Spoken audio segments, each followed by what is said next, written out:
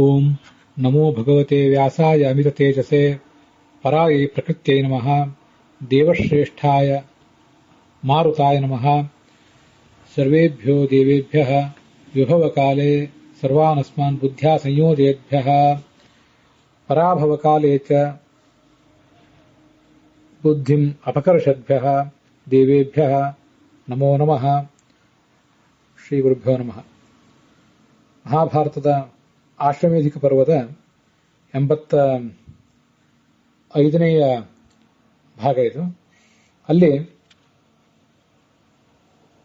3 ಅಶ್ವಮೇಧ ಯಾಗಗಳನ್ನು ಪಾಂಡವರು 15 ವರ್ಷಗಳ ಕಾಲ ಮಾಡಿದ್ದನ್ನ ಈ ಹಿಂದಿನ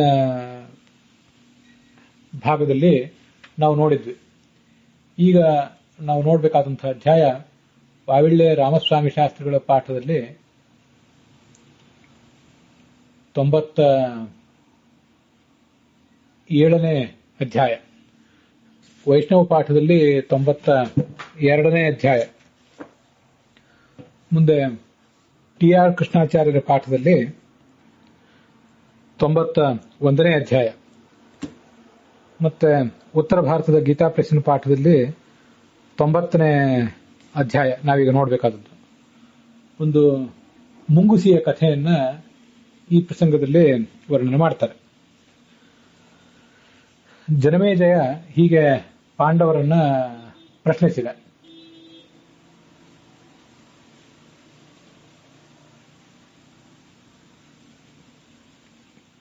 ಪಿತಾಮಹಸ್ಯ ಮೇ ಯಜ್ಞೆ ಧರ್ಮರಾಜಸ್ಯ ಧೀಮತಃ ಯತ್ ಆಶ್ಚರ್ಯಮಭೂತ್ ಕಿಂಚಿತ್ ತದ್ಭವಾನ್ ವಕ್ತುಮರ್ಹತಿ. ನಮ್ಮ ಅಜ್ಜನಾದಂಥ ಧರ್ಮರಾಜನ ಯಜ್ಞದಲ್ಲಿ ಏನೊಂದು ಕಥೆ ನಡೆಯಿತು ಅಂತ ಅನ್ನೋದನ್ನ ನೀವು ನನಗೆ ವರ್ಣಿಸಿ ಹೇಳಬೇಕು ಅಂತ ಕೇಳಿತು. ಈ ಜನಮೇಜಯ ಕೇಳಿದ. ಆಗ ಆ ವೈಶಂಪಾಯನರು ಅದನ್ನ ಹೇಳಲಿಕ್ಕೆ ತೊಡಗಿದರು. ಇದು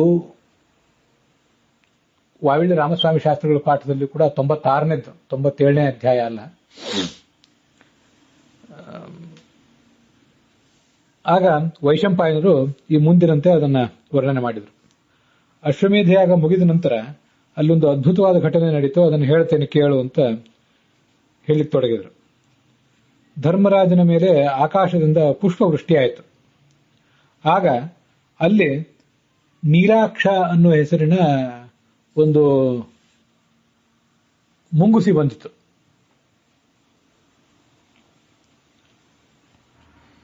ಉತ್ತರ ಭಾರತದ ಪಾಠದಲ್ಲಿ ನೀಲಾಕ್ಷ ತತ್ರ ನಕುಲಃ ರುಕ್ಮಪಾರ್ಶ್ವ ತದಾನಘ ಅಂತ ಪಾಠ ಇದೆ. ಆ ನೀಲಾಕ್ಷ ಅನ್ನೋ ಶಬ್ದಕ್ಕೆ ನೀಲಾಕ್ಷ ಎಂಬ ಹೆಸರುಳ್ಳದ್ದು ಅಂತ ತಗೊಂಡಿದ್ದಾರೆ. ಅಥವಾ ನೀಲ ಬಣ್ಣದ ಕಣ್ಣುಳ್ಳದ್ದು ಅಂತನೂ ಇರಬಹುದೇನೋ, ಅದು ತೀರ್ಮಾನಿಸುವುದು ಕಷ್ಟ. ಆದರೆ ದಕ್ಷಿಣ ಭಾರತದ ಪಾಠದಲ್ಲಿ ನೀಲಾಕ್ಷ ಅನ್ನೋ ಶಬ್ದ ಕೇಳಿ ಬರೋದಿಲ್ಲ. ಬಿಲಾನ್ ನಿಸೃತ್ಯ ಅಂತ ಹೀಗಿದೆ. ಆದ್ರಿಂದ ಅದರ ಹೆಸರು ನೀಲಾಕ್ಷ ಅಂತ ಅನ್ನೋದು ನಾವು ತೀರ್ಮಾನಿಸುವುದು ಕಷ್ಟ.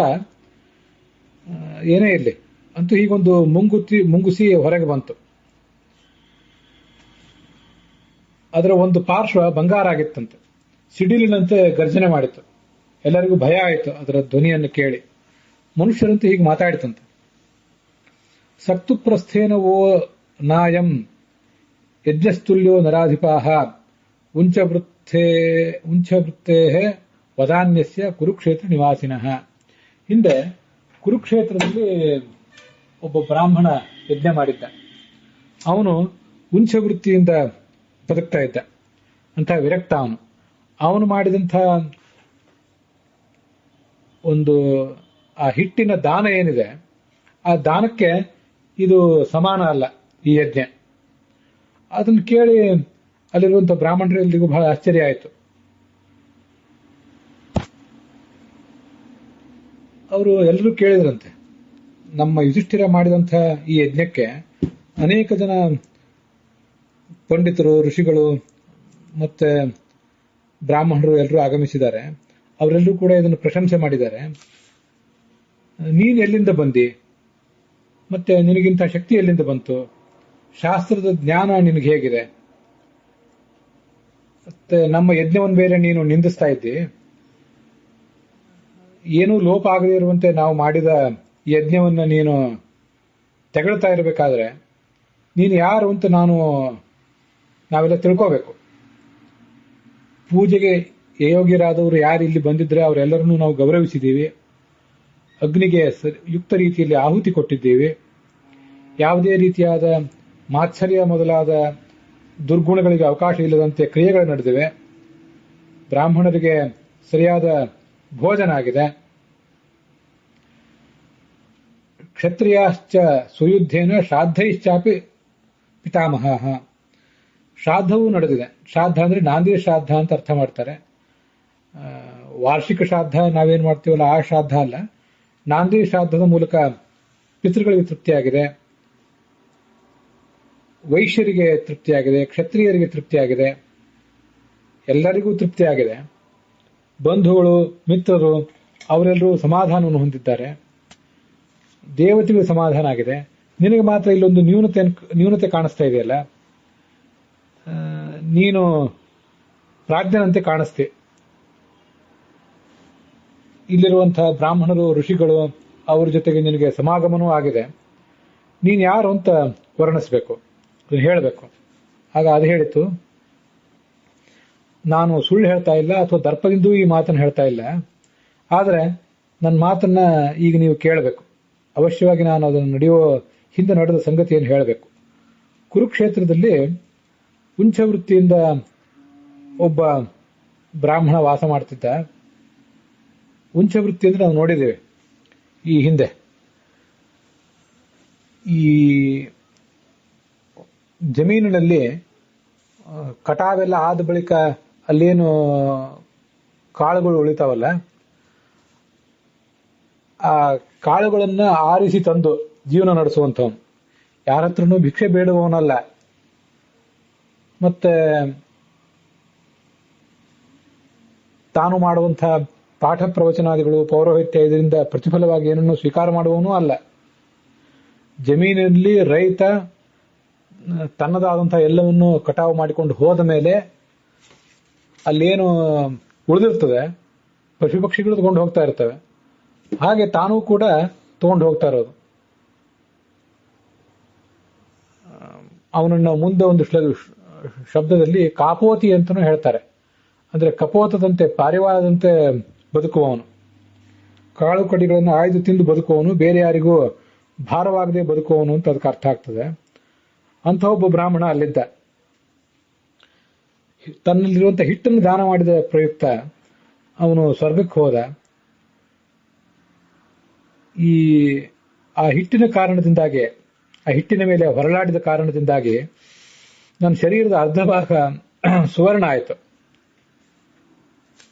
ಆ ದಾನದ ಮಹತ್ವವನ್ನು ವರ್ಣನೆ ಮಾಡ್ತೇನೆ ಕೇಳಿ ಅಂತ ಹೇಳಿಕ್ ತೊಡಗಿತ್ತು. ಧರ್ಮಕ್ಷೇತ್ರೇ ಕುರುಕ್ಷೇತ್ರೇ ಧರ್ಮಜ್ಞೈ ಬಹುಭಿರ್ವೃತೆ ಉಂಚವೃತ್ತಿ ದ್ವಿಜಃ ಕಶ್ಚಿತ್ ಕಾಪೋತಿ ಅಭವತ್ ತದಾ. ಕಾಪೋತಿ ಅಂದ್ರೆ ಕಪೋತ ವೃತ್ತಿಯನ್ನು ಆಶ್ರಯಿಸಿಕೊಂಡು ಬದುಕ್ತಾ ಇದ್ದವನು. ಧರ್ಮಾತ್ಮನಾಗಿದ್ದ, ಜಿತೇಂದ್ರಿಯನಾಗಿದ್ದ.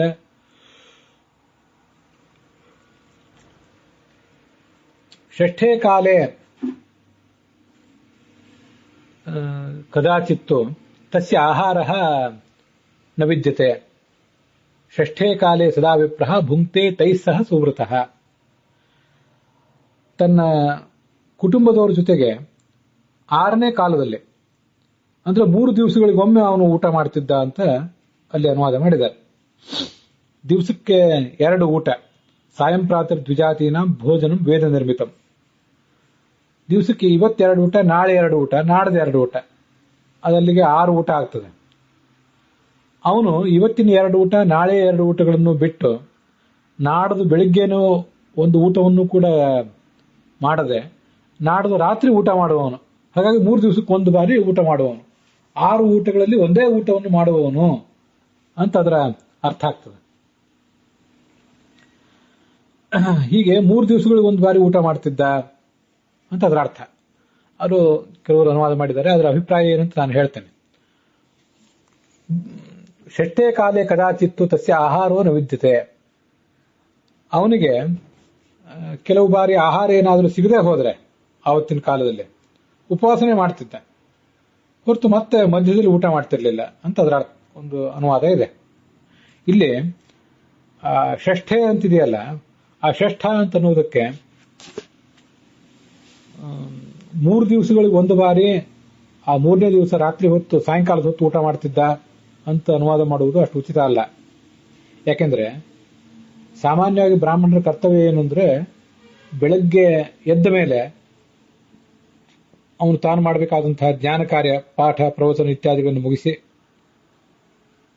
11:30-12 ಗಂಟೆ ಹೊತ್ತಿಗೆ ತನ್ನ ಮನೆಯಲ್ಲಿ ತಾನು ಭೋಜನ ಮಾಡಬೇಕು. ನಾವು ಬೆಳಗಿನ ಗಳಿಗೆ ಮುಹೂರ್ತ ಇತ್ಯಾದಿಗಳನ್ನ ಪರಿಗಣನೆ ಮಾಡಿದರೆ, ಅಥವಾ ಗಂಟೆ ಅಂತ ಲೆಕ್ಕ ಹಾಕಿದ್ರು ಕೂಡ ಸುಮಾರು 5 ಗಂಟೆಗೆ ಒಬ್ಬ ಬ್ರಾಹ್ಮಣ ಎದ್ದೇಳ್ತಾನೆ ಅಂತ ತಿಳ್ಕೊಂಡಾಗ, ಅಲ್ಲಿಂದ 6 ಗಂಟೆ ಅಂದ್ರೆ 11 ಗಂಟೆಗೆ ಸುಮಾರು ಬಂದು ನಿಲ್ತದೆ ಆ ಸಮಯ. ಆದ್ರಿಂದ 11, 10:30, 11 ಅಥವಾ 12 ಈ ಹೊತ್ತಿಗೆ ತನ್ನ ಮನೆಯಲ್ಲಿ ಊಟ ಮಾಡೋದು ಅಂತ ಅದರ ಅರ್ಥ. ಒಟ್ಟು 3 ದಿವಸಕ್ಕೊಂದ್ಸರಿ ಊಟ ಮಾಡ್ತಿದ್ದ ಅಂತ ಅದರ ಅರ್ಥ ಅಲ್ಲ. ಮತ್ತೆ ಮಹಾಭಾರತದಲ್ಲಿ ವನಪರ್ವದಲ್ಲಿ ಯಕ್ಷ ಪ್ರಶ್ನೆ ಇದೆಯಲ್ಲ, ಅಲ್ಲಿ ಕಹ ಸುಖಿ ಅಂತ ಯಕ್ಷ ಒಂದು ಪ್ರಶ್ನೆ ಕೇಳ್ತಾನೆ. ಜಗತ್ತಿನಲ್ಲಿ ಅತ್ಯಂತ ಸುಖಿಗಳು ಯಾರು ಅಂತ ಅವನ ಪ್ರಶ್ನೆ ಇರ್ತದೆ. ಆಗ ಯುಧಿಷ್ಠಿರ ಉತ್ತರ ಕೊಡ್ತಾನೆ, ಪಂಚಮೇ ಅಹನಿ ಷಷ್ಠೇವ ಪಾಕಂ ಪತಿತಿ ಸ್ವೇ ಗೃಹೆ ಅರಣೀಚ ಅಪ್ರವಾಸೀಚ ಸವಾರಿಚರ ಮೋದತೆ ಅಂತ ಉತ್ತರ. ಪಂಚಮೇ ಅಹನಿ ಷಷ್ಠೇವ, ಹಗಲಿನ 5 ಅಥವಾ 6ನೇ ಭಾಗದಲ್ಲಿ ಪಾಕಂ ಪತಿತಿ ಸ್ವೇ ಗೃಹೆ, ತನ್ನ ಮನೆಯಲ್ಲಿ ತಾನು ಅಡಿಗೆ ಮಾಡಿ ಊಟ ಮಾಡ್ತಾನೆ, ಅಥವಾ ಹೆಂಡತಿ ಅಡಿಗೆ ಮಾಡ್ತಾಳೆ, ಶಿಷ್ಯರು ಯಾರೋ ಒಬ್ರು ಅಡಿಗೆ ಮಾಡ್ತಾರೆ, ಇವನು ಭೋಜನ ಮಾಡ್ತಾನೆ. ಅರಣಿ, ಯಾರಿಗೂ ಇವನು ಸಾಲ ತೀರಿಸಬೇಕಾದ ಒತ್ತಡ ಏನೂ ಇಲ್ಲ. ಅಪ್ರವಾಸಿ, ನಿತ್ಯ ಅಲ್ಲಿ ಅಲೆದಾಟ ಮಾಡುವ ಅವಶ್ಯಕತೆಯೂ ಇಲ್ಲ. ಅಂಥವನು ಸವಾರಿಚರ ಮೋದತೆ, ಅವನು ಸುಖವಾಗಿರ್ತಾನೆ ಅಂತ ಅಲ್ಲಿ ಬಂದಿರುವಂತಹ ಒಂದು ಶ್ಲೋಕ. ಆ ಪ್ರಕಾರ ಅಲ್ಲಿ ಕೂಡ ಅಲ್ಲೇ 3 ದಿವಸಗಳಿಗೆ ಒಂದು ಬಾರಿ ಅಂತ ಯಾರು ಅರ್ಥ ಮಾಡಿಲ್ಲ. ದಿವಸದ 5 ಮತ್ತು 6ನೇ ಭಾಗ ಅಂತ ಅದರ ಸಹಜವಾದ ಅರ್ಥ. ಇಲ್ಲೂ ಕೂಡ 6ನೇ ಕಾಲ, ಷಷ್ಠೇ ಕಾಲ ಅಂತಂದ್ರೆ ಅದಕ್ಕೆ ಹೀಗೆ ಅರ್ಥ. ಸಾಮಾನ್ಯವಾಗಿ ಅತಿ ನಿಷ್ಠಾವಂತರಾದ ಬ್ರಾಹ್ಮಣರ ದಿನಚರಿಯನ್ನ ನೋಡಿದವರೆಲ್ಲರಿಗೂ ತಿಳ್ಕೊಂಡೇ ಇರ್ತಾರೆ. ಅವನು ತನ್ನ ಬೆಳಗ್ಗಿನ ಕರ್ತವ್ಯಗಳನ್ನೆಲ್ಲ ಮುಗಿಸಿ ಊಟ, ಅವನ ಧರ್ಮಕೃತ್ಯಗಳು, ಸಂಧ್ಯಾವಂದನೆ, ದೇವರ ಪೂಜೆ, ಬ್ರಹ್ಮಯಜ್ಞ, ವೈಶ್ವದೇವ ಬಲಿಹರಣ ಇತ್ಯಾದಿಗಳೆಲ್ಲ ಮಾಡಿ ಅವನು ಊಟ ಮಾಡೋ ಹೊತ್ತಿಗೆ ಬೆಳಗ್ಗಿನ ಬ್ರಾಹ್ಮ ಮುಹೂರ್ತದ ನಂತರ 5 ಅಥವಾ 6ನೇ ಕಾಲ, ಅದು ಗಳಿಗೆಯೋ ಅದೇನಾದ್ರೂ ಮುಹೂರ್ತ ಅಂತ ಇಟ್ಕೊಂಡ್ರೆ ಒಳ್ಳೆಯದು. ಅಥವಾ ಪ್ರಹರ, ಯಾಮ. ಗಳಿಗೆ ಅಂದ್ರೆ 24 ನಿಮಿಷ, ಮುಹೂರ್ತ ಅಂದ್ರೆ 48 ನಿಮಿಷ. ಹೀಗೆ ಆ ಮಧ್ಯಾಹ್ನದ ಸಮಯದಲ್ಲಿ ಭೋಜನ ಮಾಡುವವನು ಅಂತ ಅದರ ಅರ್ಥ. ತೀರಾ ಬೆಳಿಗ್ಗೆನೂ ಮಾಡೋದಿಲ್ಲ, ಮಾಡ್ಲಿಕ್ಕೆ ಸಾಧ್ಯವೂ ಆಗೋದಿಲ್ಲ ಅವನಿಗೆ. ಊಟ ಮಾಡುವುದೇ ಸಾಮಾನ್ಯವಾಗಿ ಮಧ್ಯಾಹ್ನ, ಹಾಗಂತ ಅರ್ಥ. ಅದರಿಂದ ಇವನು ಕೂಡ ಆ ಥರ ಆ ಹೊತ್ತಿಗೆ ಭೋಜನ ಮಾಡ್ತಿದ್ದ ಅಂತ ಅದರ ಅರ್ಥ. ಸಾಯಂಕಾಲ ಊಟ ಮಾಡ್ತಿದ್ನೋ ಇಲ್ಲೋ, ಸಾಯಂಕಾಲ ಮಾಡ್ತಿದ್ದಿರಬಹುದು, ಅಥವಾ ವಿರಕ್ತ ಬ್ರಾಹ್ಮಣ ಆದ್ರಿಂದ ಫಲಾಹಾರವನ್ನೇ ಮಾಡ್ತಿದ್ದೇನೋ ಅವನ ಮನೆಯಲ್ಲಿದ್ದಂಥವ್ರೆಲ್ಲರೂ ಕೂಡ. ಹೀಗೊಂದು ಅದಕ್ಕೆ ಅರ್ಥ ಮಾಡುವುದೇ ಉಚಿತ. ಹೊರತು 3 ದಿವಸಕ್ಕೊಂದ್ಸರಿ ಊಟ ಮಾಡ್ತಿದ್ದ ಅಂತ ಅನ್ನುವುದು ಯಾಕೋ ಅಷ್ಟು ಸಮಂಜಸ ಅಂತ ಅನಿಸುವುದಿಲ್ಲ ನನಗೆ. ಇದ್ರ ಬಗ್ಗೆ ನೀವೆಲ್ಲ ನಿಮ್ಮ ಅಭಿಪ್ರಾಯ ತಿಳಿಸ್ಬೇಕು ನನಗೆ. ಒಂದು ಬಾರಿ ಹೀಗೆ ನಡೆದಾಗ ತೀವ್ರವಾದಂಥ ದುರ್ಭಿಕ್ಷೆ ಬಂತು. ದುರ್ಭಿಕ್ಷೆ ಸತಿ ದಾರುಣೆ ಅಂತಾರೆ. ಆಗ ಈ ಬ್ರಾಹ್ಮಣನ ಹತ್ತಿರ ಏನೂ ಸಂಗ್ರಹ ಇರಲಿಲ್ಲ. ಸಂಗ್ರಹ ಮಾಡಬಾರದು ಬ್ರಾಹ್ಮಣ ಅಂತಾನೆ ಇದೆ. ಅದನ್ನೆಲ್ಲ ಬೇರೆ ಬೇರೆ ಕಡೆಯಿಂದ ಆರಿಸಿ ತರಬೇಕು. ಯಾವತ್ತೂ ಕೂಡ ಅಸಂಚಯ ಅನ್ನೋದು ಬ್ರಾಹ್ಮಣರ ಒಂದು ಲಕ್ಷಣ. ನಾಳೆಗಾಗಿ ನಾಡ್ದಿಗಾಗಿ ತೆಗೆದಿಡುವುದು ಅದವರಿಗೆ ವಿಹಿತವಾದಲ್ಲ. ಸಂಗ್ರಹ ಇರಲಿಲ್ಲ. ಮತ್ತೆ ಹೊಲ ಗದ್ದೆಗಳಿಗೆ ಹೋಗಿ ಶಿಲೋಂಶ ವೃತ್ತಿಯಿಂದ ಅಥವಾ ಕಪೋತ ವೃತ್ತಿಯಿಂದ ಕಾಳುಗಳನ್ನು ತರಬೇಕು ಅಂದ್ರೆ ಅವು ಕೂಡ ಒಣಗಿ ಹೋಗಿದ್ದು. ಕ್ಷೀಣ ಔಷಧಿ ಸಮಾವಾಪ ದ್ರವ್ಯಹೀನ ನೈವ ಅವಿದ್ಯತ ಭೋಜನಂ. ಅವನಿಗೆ ಊಟ ಮಾಡಲಿಕ್ಕೆ ಬೇಕಾದಂತಹ ಪದಾರ್ಥಗಳೇ ಸಿಗಲಿಲ್ಲ. ಅವನು ಮನೆಯಲ್ಲಿ ಕೂಡ ಎಲ್ಲರಿಗೂ ಅದೇ ಪರಿಸ್ಥಿತಿ ಬಂತು ಅಂತಾರೆ. 6ನೇ ಹೊತ್ತಿನ ಕಾಲ ಬಂದು ಹೋಗ್ತಾ ಇತ್ತು, ದಿನ ಕಳೀತಾ ಇದ್ವು. ಆದ್ರೆ ತೀವ್ರವಾದ ಬಿಸಿಲು, ಎಲ್ಲಿ ಆಹಾರ ಮಾತ್ರ ಸಿಗಲಿಲ್ಲ ಅಂತಾರೆ.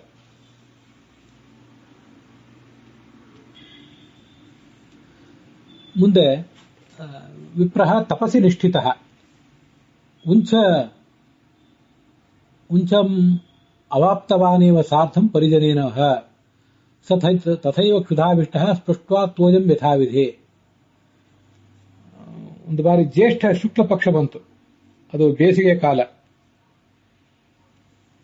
ಅವರೆಲ್ಲರೂ ಕೂಡ ಕುಟುಂಬದ ಸದಸ್ಯರು ಎಲ್ಲಾದ್ರೂ ಕಾಳಿದ್ರೆ ಆರಿಸ್ಕೊಂಡು ಬರಬೇಕು ಅಂತ ಹೊರಟರು. ದೀರ್ಘಕಾಲ ಪ್ರಯತ್ನ ಮಾಡಿದ್ರು ಕೂಡ ಅವರಿಗೆ ಕಾಳು ಸಿಗಲೇ ಇಲ್ಲ ಅಂತ ಹೇಳ್ತಾರೆ. ಅದು ಜ್ಯೇಷ್ಠ ಮಾಸದ ಕೃಷ್ಣ ಪಕ್ಷ, ಶುಕ್ಲ ಪಕ್ಷ ಅಂತ ಏನ್ ಹೇಳ್ತಾರೆ, ತಪಸ್ ಅನ್ನೋ ಶಬ್ದಕ್ಕೆ ಆ ಅರ್ಥ ಅವ್ರು ಮಾಡಿದ್ದಾರೆ ಅಂತ ಕಾಣಿಸ್ತದೆ. ಆ ಅರ್ಥ ಮಾಡಿದ್ರಲ್ಲಿ ತಪ್ಪೇನಿಲ್ಲ, ಆದ್ರೆ ಅದು ಜ್ಯೇಷ್ಠ ಶುಕ್ಲ ಪಕ್ಷವೇ ಆಗಬೇಕಾಗಿಲ್ಲ. ವಿಪ್ರಹ ತಪಸ್ಸಿ ನಿಷ್ಠಿತ, ತಪಸ್ಸಿನಲ್ಲಿ ನಿಷ್ಠನಾಗಿರುವುದು ಅಂದ್ರೆ ಜ್ಯೇಷ್ಠ ಶುಕ್ಲ ಪಕ್ಷದಲ್ಲೇ ಇರ್ತಾನೆ ಅಂತ ಅರ್ಥ ಅಲ್ಲ. ಒಟ್ಟಾರೆ ಮಹಾತಪಸ್ವಿಯಾದವನು ಅಂತನೂ ಅರ್ಥ ಆಗಬಹುದು. ಅಂತೂ ಒಂದು ಅನುವಾದದಲ್ಲಿ ಆ ಜ್ಯೇಷ್ಠ ಶುಕ್ಲ ಪಕ್ಷ ಅಂತ ಅನುವಾದ ಇದೆ. ಇರ್ಲಿ, ಆ ಕುಟುಂಬದವರೆಲ್ಲ ಸೇರಿ ಒಂದು ಸೇರಿನಷ್ಟು ಹಿಟ್ಟು ಸಂಗ್ರಹ ಮಾಡಿದರು. ಇನ್ನೂ ಕಷ್ಟಪಟ್ಟು ಗೋಧಿಯನ್ನು ಸಂಗ್ರಹ ಮಾಡಿದರು. ಮೊದಲು ಅದನ್ನ ಹಿಟ್ಟು ಮಾಡಿದರು. ಮುಂದೆ ಎಲ್ಲರೂ ಕೂಡ ಸ್ನಾನ ಅನ್ನಿಕ ಎಲ್ಲ ಮುಗಿಸಿದರು. ಅಗ್ನಿಯಲ್ಲಿ ಹೋಮನು ಕೂಡ ಮಾಡಿದರು. ವೈಶ್ವದೇವ ಮೊದಲಾದನ್ನು ಮಾಡಿದರು ಅಂತ ಅರ್ಥ. ಮುಂದೆ ಕುಡುಪಂ ಅಥವಾ ಕುಡವಂ ಅಂತನೂ ಪಾಠ ಇದೆ. ಆ ಹಿಟ್ಟು ಇದ್ದುದೆಷ್ಟು, ಸಿರುವುದೇ ಸ್ವಲ್ಪ ಸಿಕ್ಕಿತ್ತು. ಅದರಲ್ಲಿ ಎಲ್ಲರೂ ಕೂಡ ಒಂದೊಂದು ಪಾವಿನಷ್ಟು, ಒಂದು ಪಾವು ಭಾಗದಷ್ಟು ಹಿಟ್ಟನ್ನ, ಸೇರು ಪಾವು ಅಂತೆಲ್ಲ ಇರ್ತದಲ್ಲ ಒಂದು ಅಳತೆ, ಆ ಹಿಟ್ಟನ್ನ ಎಲ್ಲರೂ ಕೂಡ ಹಂಚಿಕೊಂಡ್ರು ಮನೆಯಲ್ಲಿದ್ದವರು. ಇನ್ನೇನವರು ಭೋಜನ ಮಾಡಬೇಕಾಗಿತ್ತು. ಅದೇ ಸಂದರ್ಭದಲ್ಲಿ ಒಬ್ಬ ಬ್ರಾಹ್ಮಣ ಅತಿಥಿಯಾಗಿ ಅವರ ಮನೆಗೆ ಬಂದ. ಅವರೆಲ್ಲರಿಗೂ ಬಹಳ ಸಂತೋಷ ಆಯಿತು. ಆ ಅತಿಥಿಗೆ ಸತ್ಕಾರ ಮಾಡಿದರು. ಪರಸ್ಪರ ಪರಿಚಯ ಮಾಡಿಕೊಂಡ್ರು. ಮುಂದೆ ಅರ್ಘ್ಯಪಾದ್ಯಾದಿಗಳನ್ನು ಕೊಟ್ಟಾದ್ಮೇಲೆ ಇದು ಅರ್ಘ್ಯ ಪಾದ್ಯ ಇತ್ಯಾದಿಗಳನ್ನು ಸ್ವೀಕಾರ ಮಾಡು. ಮುಂದೆ ಹೇಳಿದ್ರು, ಹಿಟ್ಟಿನ ಉಂಡೆಗಳನ್ನ ಇಲ್ಲಿ ನಾವು ತಯಾರು ಮಾಡಿಟ್ಟಿದ್ದೀವಿ. ಶುದ್ಧವಾಗಿ ನಿಯಮಪೂರ್ವಕ ಮಡಿ ಮೇಲಿಗೆ ಇತ್ಯಾದಿಗಳನ್ನ ಪಾಲಿಸಿ, ಮತ್ತೆ ಪ್ರತಿಗ್ರಹಕ್ಕೆ ಸಂಬಂಧಪಟ್ಟಂತಹ ಯಾವುದೇ ದೋಷ ಇಲ್ಲದಂತಹ ಆಹಾರ ಇದು, ಇದನ್ನ ಸ್ವೀಕಾರ ಮಾಡು. ಶುಚಯ ಸಕ್ತವಶ್ಚೇಮೆ ನಿಯಮೋಪಾರ್ಜಿತಾ ಪ್ರಭೋ ಪ್ರತಿಗೃಹೀಷು ಭದ್ರಂತೆ ಮಯಾ ದತ್ತಾಂ ದ್ವಿಜೋತ್ತಮ. ಆಗ ಆ ಬ್ರಾಹ್ಮಣ ಏನ್ ಮಾಡಿದ, ಯಜಮಾನ ಕೊಟ್ಟಂತಹ ಆ ಹಿಟ್ಟಿನ ಉಂಡೆಯನ್ನ ತಿಂದು ಮುಗಿಸಿದ. ಆದ್ರೆ ಅದರಿಂದ ಅವನಿಗೇನು ತೃಪ್ತಿ ಏನಾಗಲಿಲ್ಲ. ಯಜಮಾನ ಏನ್ ಮಾಡಿದ, ಅತಿಥಿಗೆ ಇನ್ನೂ ತೃಪ್ತಿ ಇದೆಯಲ್ಲ, ಏನ್ ಮಾಡೋದು ಅಂತ ಆಲೋಚನೆ ಮಾಡಿ ಚಡಪಡಿಸ್ತಾ ಇದ್ದಾಗ ಅವನ ಹೆಂಡತಿ ಹೇಳಿದ್ಲು, ನನ್ನ ಭಾಗದ ಹಿಟ್ಟಿನ ಉಂಡೆಯನ್ನು ಕೂಡ ಕೊಡು, ಇದನ್ನು ತಿಂದಾದ್ರೂ ಅತಿಥಿ ತೃಪ್ತನಾಗಲಿ ಅಂತ. ಆಗ ಯಜಮಾನ ಅದು ಕೊಪ್ಪಲಿಲ್ಲ. ಯಾಕೆಂದ್ರೆ ತನ್ನ ಪತ್ನಿ ವಯಸ್ಸಾದವಳಾಗಿದ್ದಾಳೆ, ಅವಳಿಗೂ ಹಸಿವಾಗಿದೆ, ದಣಿವಾಗಿದೆ. ತ್ವಗಸ್ಥಿಭೂತಾಂ ಧ್ಯಾಯಂತೀಂ, ಮೈಯಲ್ಲಿರೋದು ಚರ್ಮ ಮತ್ತೆ ಮೂಳೆ ಮಾತ್ರ. ಅವಳನ್ನು ನೋಡಿ, ಹೆಂಡತಿಯನ್ನು ರಕ್ಷಿಸಬೇಕಾದ್ದು ನನ್ನ ಕರ್ತವ್ಯ, ಅಂಥದ್ರಲ್ಲಿ ಅವಳು ಕೊಟ್ಟ ಆಹಾರವನ್ನು ಯಜಮಾನನಾಗಿ ನಾನು ಈ ಅತಿಥಿ ಕೊಡೋದು ಹೇಗೆ? ಅಪಿ ಕೀಟ ಪತಂಗಾನ ಮೃಗಾಣಾಂ ಚೈವ ಶೋಭನೆ ಸ್ತ್ರೀಯೋ ರಕ್ಷಾಶ್ಚ ಪೋಶ್ಚಾಶ್ಚ ನತ್ವೇವಂ ವಕ್ತುಮರ್ಹಸಿ. ಈ ಪ್ರಪಂಚದಲ್ಲಿ ಹುಳ, ಹುಪ್ಪಟೆ, ಮೃಗ, ಪಕ್ಷಿ ಯಾವುದೂ ಇರಲಿ, ಅವೆಲ್ಲ ತಮ್ಮ ತಮ್ಮ ಸ್ತ್ರೀಯರಿಗೆ ಆಹಾರ ತಂದು ಕೊಡ್ತವೆ, ತಮ್ಮ ತಮ್ಮ ಪತ್ನಿಯರಿಗೆ. ಅದು ಅದ್ರ ಕರ್ತವ್ಯ, ಅದು ನಿಸರ್ಗ ವಿಧಿಸಿರುವಂತಹ ಕರ್ತವ್ಯ. ಆದರೆ ಮನುಷ್ಯನಿಗೆ ನಾವು ಇದನ್ನು ಪ್ರತ್ಯೇಕವಾಗಿ ಹೇಳಬೇಕಾಗಿಲ್ಲ. ನಿನ್ನ ಭಾಗದ ಹಿಟ್ಟಿನ ಉಂಡೆಯನ್ನು ನಾನು ಕಸಿದುಕೊಂಡು ಅತಿಥಿ ಸತ್ಕಾರ ಮಾಡಲಿಕ್ಕೆ ಸಿದ್ಧ ಇಲ್ಲ. ಅನುಕಂಪ್ಯೋ ನರಃ ಪತ್ನ್ಯ ಪುಷ್ಟೋ ರಕ್ಷಿತ ಏವ ಚ ಪ್ರಪತೇತ್ ಯಶಸಃ ದೀಪ್ತಾತ್ ಸಹ ನ ಚ ಲೋಕಾನ್ ಸಮಾಪ್ನುಯಾತ್. ನಾನೀಗ ನಿನ್ನ ಹೆಂಡತಿಯ ಕೃಪೆಗೆ ಪಾತ್ರನಾಗಿ ಬದುಕುವ ಪ್ರಸಂಗ ಬಂತಲ್ಲ, ನನ್ನ ಪಾಲಿನ ಆಹಾರ ಮುಗೀತು, ಇನ್ನು ಬೇರೆ ಯಾವುದೇ ಆಹಾರ ಉಳಿದಿಲ್ಲ ಅಲ್ಲಿ. ಈಗ ನಾನು ಮಾಡಬೇಕೇನು? ನಿನ್ನ ಕೃಪೆಯಿಂದ ನಾನು ಆಹಾರವನ್ನ ಆ ಬ್ರಾಹ್ಮಣನಿಗೆ ಕೊಡಬೇಕಾದ ಪ್ರಸಂಗ ಬರ್ತದಲ್ಲ, ನನಗಿದು ಒಂದು ಅಧಃಪತನಕ್ಕೆ ಕಾರಣ ಆಗ್ತದೆ, ಸದ್ಗತಿನೂ ಆಗೋದಿಲ್ಲ. ಯಾಕೆ ಅಂದ್ರೆ ಧರ್ಮ ಕಾಮ ಅರ್ಥಕಾರ್ಯಾಣಿ ಶುಶ್ರೂಷಾ ಕುಲಸಂತತಿ ದಾರೇಶ್ವಧೀನೋ ಧರ್ಮಶ್ಚ ಪಿತೃಣಾಂ ಆತ್ಮನಸ್ತಥಾ. ಈ ಪ್ರತಿಯೊಂದು ಕೂಡ ಪತ್ನಿಯ ಅಧೀನ. ಏನದು? ಧರ್ಮ, ಅರ್ಥ, ಕಾಮ. ಧರ್ಮಕ್ಕೆ ಸಂಬಂಧಪಟ್ಟ, ಕಾಮಕ್ಕೆ ಸಂಬಂಧಪಟ್ಟ, ಅರ್ಥಕ್ಕೆ ಸಂಬಂಧಪಟ್ಟ ಎಲ್ಲಾ ಕಾರ್ಯಗಳು ಕೂಡ, ಹಾಗೆ ನಾವು ಮಾಡತಕ್ಕಂತಹ ಶುಶ್ರೂಷ ಸಮಾಜಕ್ಕೆ ಅಥವಾ ಕುಟುಂಬದ ಸದಸ್ಯರಿಗೆ ಮತ್ತೆ ಯಾರಿಗೇ ಆಗಲಿ ನಾವು ಮಾಡುವಂತಹ ಶುಶ್ರೂಷ, ಅದೆಲ್ಲವೂ ಕೂಡ ಪತ್ನಿಯ ಅಧೀನ. ಹಾಗೆ ಕುಲವೂ ಕೂಡ ಪತ್ನಿಯ ಅಧೀನವೇ. ಪತ್ನಿ ಇದ್ರೆ ಕುಲ. ಪಿತೃಣಾಂ ಆತ್ಮನಸ್ತಥ. ನಮ್ಮ ಪಿತೃಗಳ ಅಂದ್ರೆ ನಮ್ಮ ಹಿಂದಿನ ಪೀಳಿಗೆ, ಮುಂದಿನ ಪೀಳಿಗೆ, ಇವುಗಳೆಲ್ಲದ ಧರ್ಮವೂ ಕೂಡ ಪತ್ನಿಯನ್ನು ಅವಲಂಬಿಸಿವೆ. ಪತ್ನಿ ಇದ್ರೆ ಧರ್ಮಾಚರಣೆ, ಪತ್ನಿ ಇಲ್ಲದೆ ಹೋದ್ರೆ ಏನು ಧರ್ಮಾಚರಣೆ? ನವೇತ್ತಿ ಕರ್ಮತೋ ಭಾರ್ಯ ರಕ್ಷಣೆ ಯೋಕ್ಷಮಃ ಪುಮಾನ್ ಅಯಶೋ ಮಹದಾಪ್ನೋತಿ ನರಕಂ ಚೇವ ಗಚ್ಚತಿ. ಪತ್ನಿಯನ್ನು ರಕ್ಷಿಸುವುದು ತನ್ನ ಕರ್ತವ್ಯ. ಆದರೆ ಅದನ್ನು ಮರೆತು ಅಸಮರ್ಥನಾಗಿಬಿಟ್ರೆ ಅವನಿಗೆ ಕೆಟ್ಟ ಹೆಸರು, ಮರಣಾನಂತರ ನರಕವೂ ಕೂಡ. ಆದ್ದರಿಂದ ನಿನ್ನನ್ನು ಶೋಷಿಸಿ ನಿನ್ನ ಭಾಗದ ಆಹಾರವನ್ನು ನಾನು ಅತಿಥಿ ಕೊಡೋದು ಹೇಗೆ? ಆಗ ಹೆಂಡತಿ ಹೇಳಿದ್ಲು, ಧರ್ಮ, ಅರ್ಥ, ಕಾಮ ಇವುಗಳನ್ನ ನೀನು ಮಾತ್ರ ಸೇವನೆ ಮಾಡಬೇಕು ಅಂತ ಅಲ್ಲಲ್ಲ, ನೀನು ಮಾಡುವಂತಹ ಧರ್ಮಾಚರಣೆಗೆ ಸಹಭಾಗಿನಿಯಾಗಿರುವುದು ನನ್ನ ಕರ್ತವ್ಯ ಕೂಡ.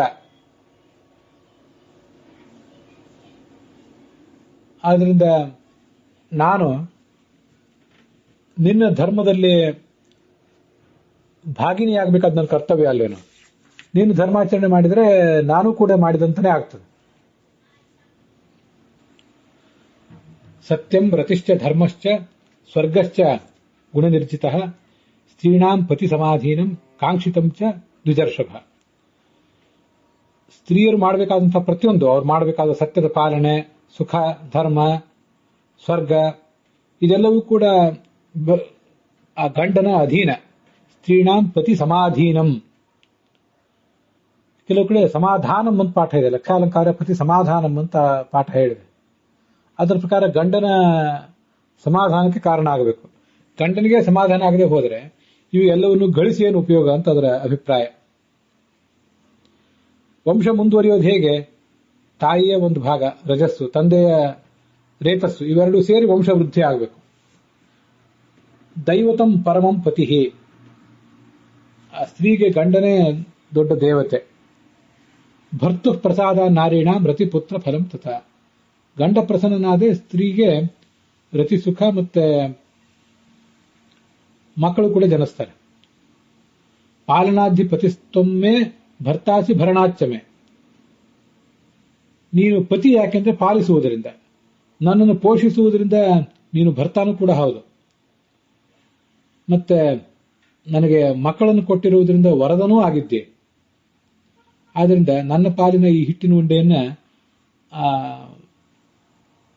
ಅತಿಥಿಗೆ ಕೊಡು. ನನಗೆ ಮಾತ್ರ ವಯಸ್ಸಾಗಿದೆ ಅಂತಲ್ಲ, ನಿನಗೂ ಕೂಡ ವಯಸ್ಸಾಗೇ ಇದೆ. ನೀನು ವೃದ್ಧನಾಗಿದ್ದಿ, ಹಸಿವಿನಿಂದ ಬಳಲಿದ್ದಿ, ಹಸಿವು ಶ್ರಮ ಅನ್ನುವುದು ನಮ್ಮಿಬ್ಬರಿಗೂ ಸಮಾನ. ನೀನು ಏನು ಭೋಜನವನ್ನು ಮಾಡಿಲ್ಲ, ನಾನೂ ಏನೂ ಮಾಡಿಲ್ಲ. ಉಪವಾಸ ಪರಿಷ್ಠಾಂತಃ ಯದಾ ತ್ವಮಪಿ ಕರ್ಷಿತಃ.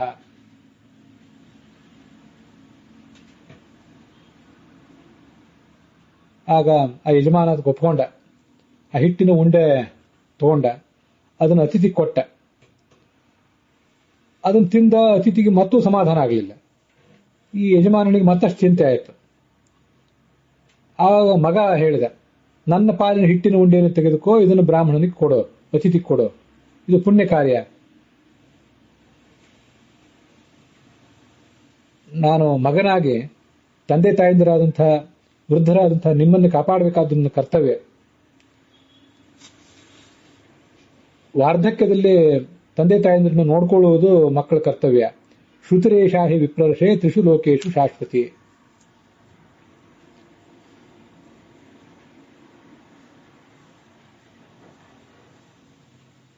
ಪ್ರಾಣಧಾರಣ ಮಾತ್ರೇಣ ಶಕ್ಯಂ ಕರ್ತುಂ ತಪಸ್ತ್ವಯ ಪ್ರಾಣೋ ಹಿ ಪರಮೋ ಧರ್ಮ ಸ್ಥಿತೋ ದೇಹೇಶು ದೇಹಿನಾಂ. ನೀನಾಗ್ಲಿ ಮತ್ಯಾರೇ ಆಗಲಿ ತಪಸ್ಸು ಮಾಡ್ಲಿಕ್ಕೆ ಸಾಧ್ಯ ಆಗೋದು ಯಾವಾಗ? ಬದುಕಿದ್ರೆ. ಪ್ರಾಣಧಾರಣನೇ ಮುಖ್ಯ. ಆದ್ರಿಂದ ಈ ಅತಿಥಿ ನಮ್ಮಲ್ಲಿ ಇವತ್ತೇನು ಬಂದಿದ್ದಾನೆ, ಅವನು ಕೂಡ ಪ್ರಾಣವನ್ನು ಧರಿಸಿರ್ಬೇಕಾದದ್ದು ಅವನ ಕರ್ತವ್ಯನೇ ಆಗಿದೆ. ಅವನಿಗೆ ಪ್ರಾಣಧಾರಣ ಆಗಬೇಕಂದ್ರೆ ಅವನಿಗೂ ಆಹಾರ ಸಿಗ್ಬೇಕಲ್ಲ.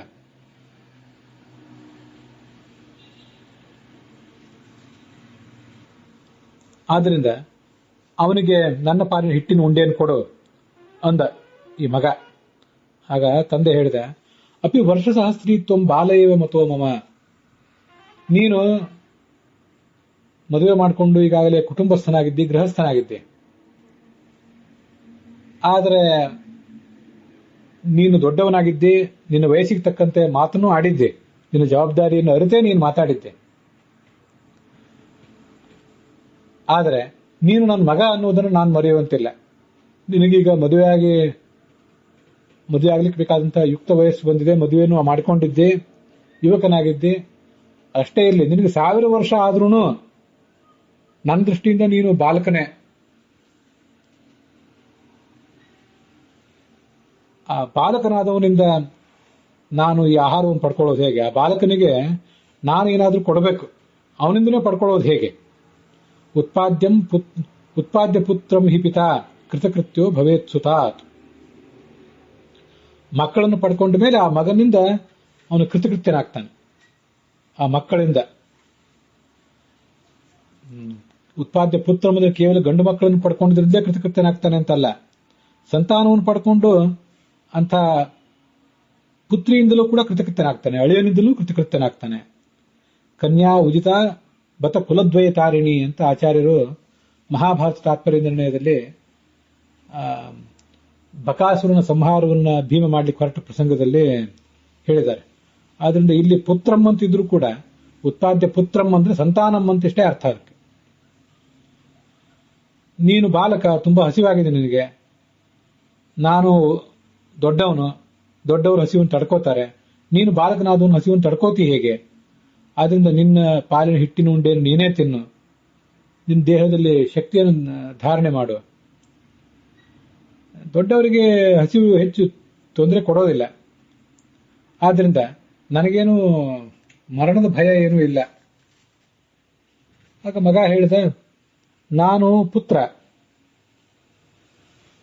ಈ ಪುತ್ರ ಅಂತ ಯಾಕೆ ಹೇಳ್ತಾರೆ ಅವನಿಗೆ? ಅಪತ್ಯಪಸ್ಮಿತೆ ಪುಂಸಃ ತ್ರಾಣಾತ್ ಪುತ್ರ ಇತಿ ಸ್ಮೃತಃ. ಪುತ್ರ ಅಂದ್ರೆ ಯಾರು ರಕ್ಷಣೆ ಮಾಡ್ತಾನಲ್ಲ ಅವನಿಗೆ ಪುತ್ರ ಅಂತ ಅನ್ಬೇಕು.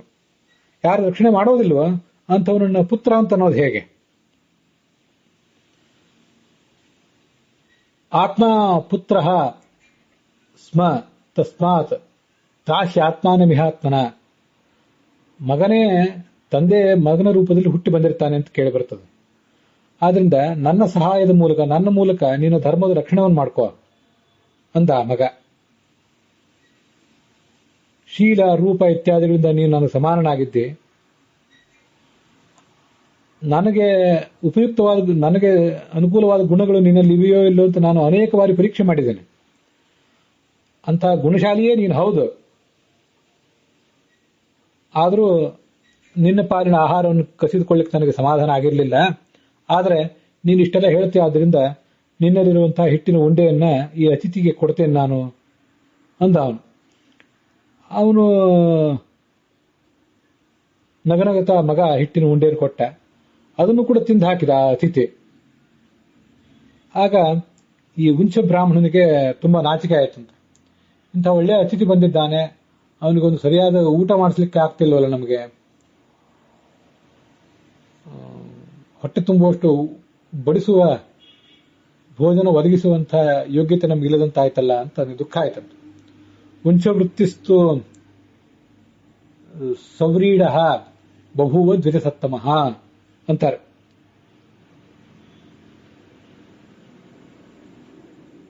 ಆಗ